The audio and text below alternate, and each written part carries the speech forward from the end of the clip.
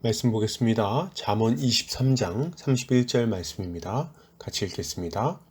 포도주는 붉고 잔에서 번쩍이며 순하게 내려가나니 너는 그것을 보지도 말지어다. 아멘.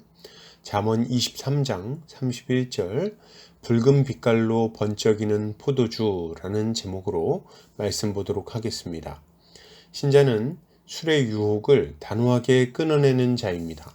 술로 인해 겪게 되는 어려움이 얼마나 큰지를 잘 알기 때문입니다.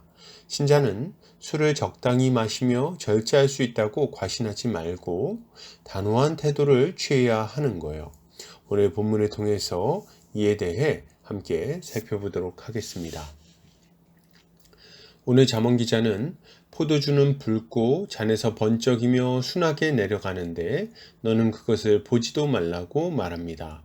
이것을 타번역본에서는 포도주는 붉고 잔에서 번쩍이며 마실 때 좋게 넘어가니 너는 그것을 보지도 마라 라고 번역하고 있습니다. 본문은 포도주의 아름다운 빛깔과 향기를 강조하면서 그것이 얼마나 큰 유혹이 되는지를 강조하고 있습니다. 이것은 신자가 방탕한 생활에 빠지지 않고 단정한 생활을 하기 위해서는 술을 멀리해야 한다는 것을 교훈하는 말씀이라고 할 수 있겠습니다.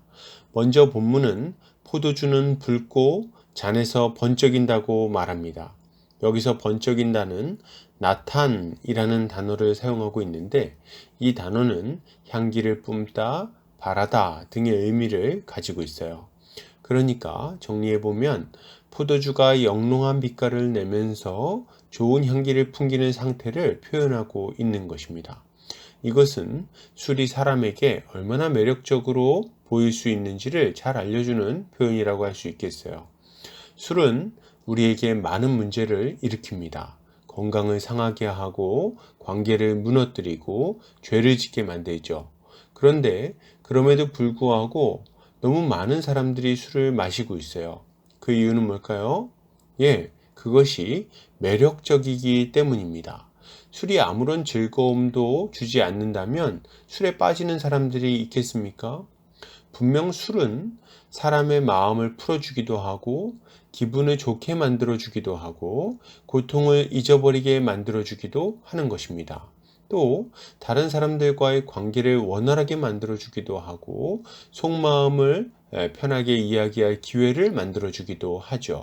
이러저러한 유익이 있다는 것입니다. 그래서 사람들은 여러 문제가 있다는 것을 알면서도 계속 술을 찾게 되는 거예요. 이어서 본문은 술이 순하게 내려간다고 말합니다. 여기서 순하다는 메샤르라는 단어를 사용하고 있는데 이 단어는 매끄러움, 평탄함 등의 의미를 가지고 있습니다. 그러니까 술을 마시는데 그것이 목에서 걸리거나 불편함을 주지 않고 아주 쉽게 넘어간다는 말을 하는 거죠. 이것은 술을 적당히 마시는 것이 얼마나 어려운 일인지를 잘 알려주는 표현이라고 할 수 있겠습니다. 많은 사람들이 술은 취하지만 않으면 된다고 말하면서 본인이 그것을 잘 조절할 수 있을 것처럼 말합니다. 그러나 실상 이것은 본인을 과신하는 말이라고 할 수 있어요. 왜냐하면 술을 적당히 마시며 조절하는 것은 참 어려운 일이기 때문입니다. 사람들이 왜 과음을 하게 되는 걸까요? 왜 그 많은 사람들이 적당한 선에서 멈추지 못하고 계속 술에 중독되어 고통스러운 삶을 살게 되냐는 거예요. 술은 그것을 마실 때 거부감을 주지 않기 때문에 그렇습니다.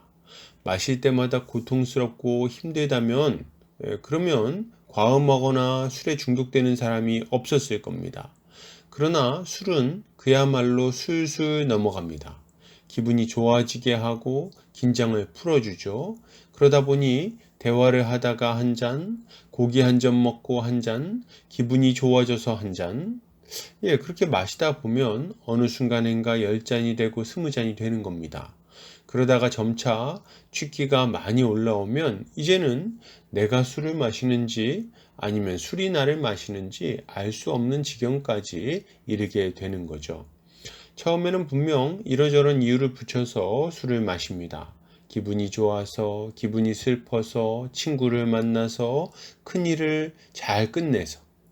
그런데 술을 마시다 보면 어느 순간인가 이유는 다 사라지고 술 마시는 행위만 남게 되는 거죠. 그러다 보면 어떻게 됩니까? 술이 점점 사람을 사로잡게 되고 깨어있는 시간이 줄어들게 되고 술에 중독되게 되고 결국 술의 노예로 살아가게 되는 것이죠. 어린 왕자라는 동화책에 보면 한 술꾼이 등장합니다. 이 술꾼은 왜 술을 마시냐는 질문에 자신이 술을 마시는 이유는 슬프기 때문이라고 대답합니다. 그래서 주인공인 어린 왕자가 도대체 무엇이 그렇게 슬프냐고 물어봤더니 그는 술을 마시는 자신의 모습이 슬프다고 대답을 합니다.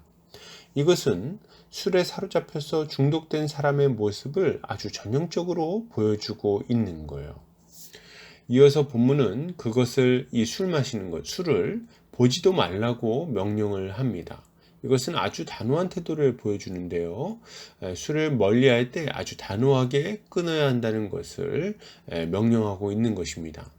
사람들은 술의 문제점을 알고도 혹은 술로 인해 큰 어려움을 겪고 나서도 술을 천천히 끊겠다는 태도를 유지합니다. 왜 그럴까요?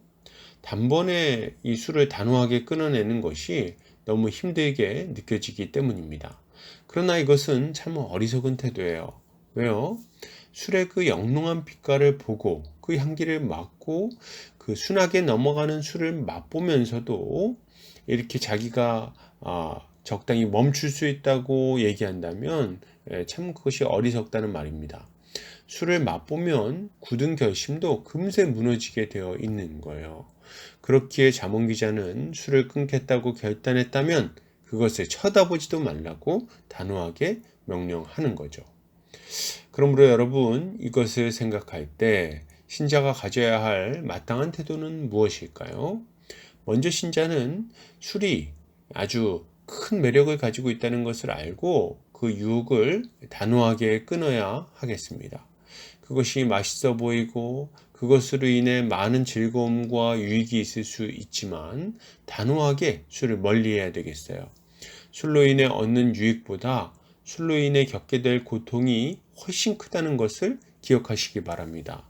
그리고 술을 적당히 마실 수 있다고 말하는 것은 스스로의 죄성을 무시하고 자신을 과신하는 것임을 알아야 되겠어요. 우리는 어중간한 태도를 취하고 있다가 계속해서 원점으로 돌아가는 이 어리석은 모습을 버려야 됩니다. 그리고 단호한 태도로 술을 끊어내므로 술의 노예에서 벗어나야 하는 거죠. 이렇게 할 때 우리는 단정한 삶을 살며 하나님이 예비하신 풍성한 복을 누릴 수 있게 될 것입니다. 결론을 드립니다. 여러분, 술 취하지 않으시기 바랍니다. 술의 빛깔과 향기에 넘어가지 않으시기를 바랍니다. 단호하게 술의 유혹을 끊어내고 단정한 삶으로 나아갑시다. 이것이 지혜입니다. 오늘도 주님의 지혜로 승리하는 성도님들 되시기를 주의 이름으로 축복합니다.